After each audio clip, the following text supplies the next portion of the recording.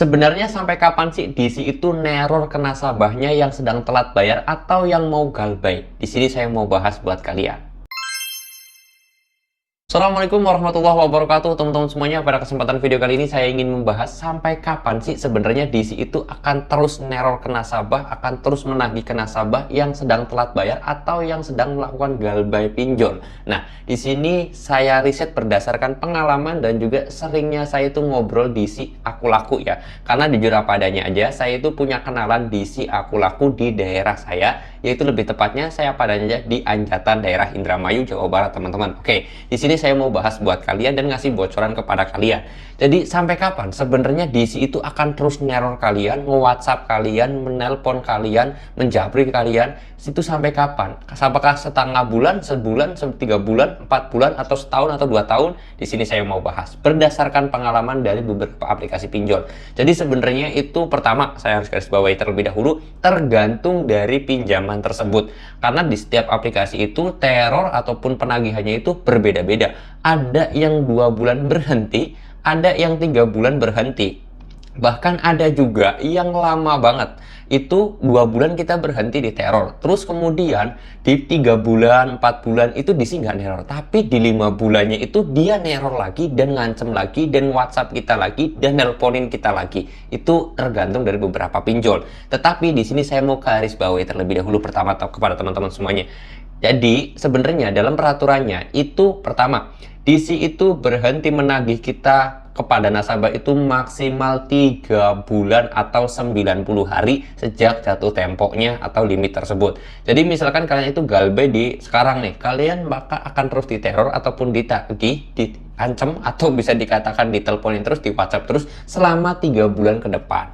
Nah, adapun kalau misalkan kalian itu ternyata cuma 2 bulan aja, maka biasanya kata DC yang sering saya ngobrol itu ada pergantian. Jadi contoh, DC A ini menagih kalian.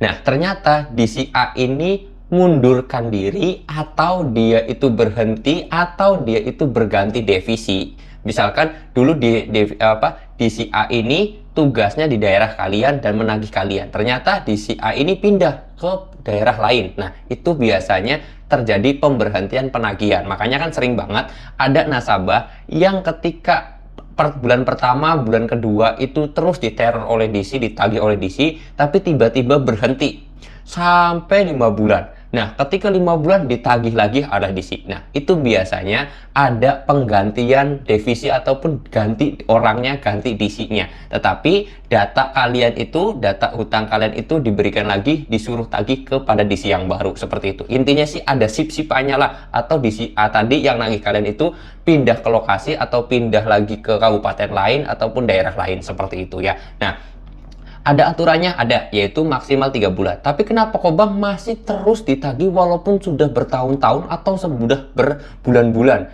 Udah lama berhenti ya, karena tadi sebenarnya DC tersebut ditugaskan lagi. Terus kemudian alasan yang kedua, katanya itu karena aplikasinya punya banyak nasabah yang galbay, jadi akan terus menambah DC untuk terus meneror kalian dan juga menakut-nakutin. Ada juga sistemnya seperti ini. Misalkan DC A ini gagal menagih kalian, maka DC A ini dipindah atau dipecat atau mengundurkan diri, maka pinjol tersebut menambah DC ABC itu untuk nagih kalian, kayak gitu. Jadi akan terus berputar. Kenapa kok hal itu terus terjadi? Karena pinjol tersebut nggak mau rugi, nggak mau kehilangan duit kalian, seperti itu. Nah, kenapa kok bisa seperti itu? Ya, namanya juga pinjol, nggak mana mungkin nasabahnya itu pengen yang namanya galbay, kan gitu, nggak mungkin juga. Ya biar bagaimanapun pinjol itu pengen yang namanya duit kalian itu jangan sampai galbay, seperti itu. Makanya pinjol akan selalu berusaha mempunyai banyak DC atau membayar DC biar kalian itu bayar pinjamannya atau bayar hutangnya, seperti itu ya teman-teman.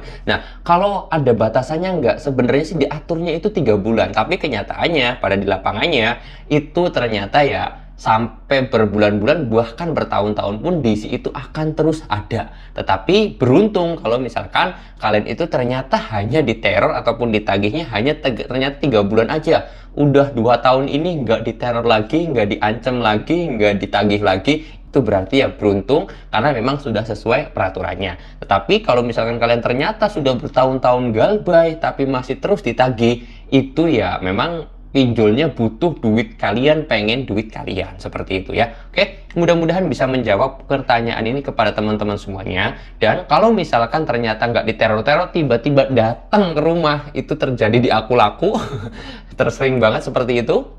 Nah, itu ya memang hal yang umum, hal yang wajar, karena sekali lagi pinjol pengen duit kalian dan pinjol pengen yang namanya dapetin untung dari kalian. Oke, mudah-mudahan bisa menjawab. Intinya, biasanya kalau sesuai standarnya itu maksimal 3 bulan DC tersebut menagih hutang ke kalian, baru setelah 3 bulan ke atas, maka dia itu DC pinjol tersebut akan mendatangkan DC lapangan. Oke, jadi mudah-mudahan bisa menjawab pertanyaan teman-teman semuanya. Kalau kalian merasa video ini bermanfaat, silahkan di like dan juga di share kepada teman-teman semuanya. Kalau ada pertanyaan atau mau sharing bareng, mau konsultasi gratis sama saya, boleh kalian langsung DM aja Instagram saya. Link Instagramnya sudah saya sediakan di deskripsi video ini. Saya mau tutup dulu video ini dengan kata Assalamualaikum warahmatullahi wabarakatuh.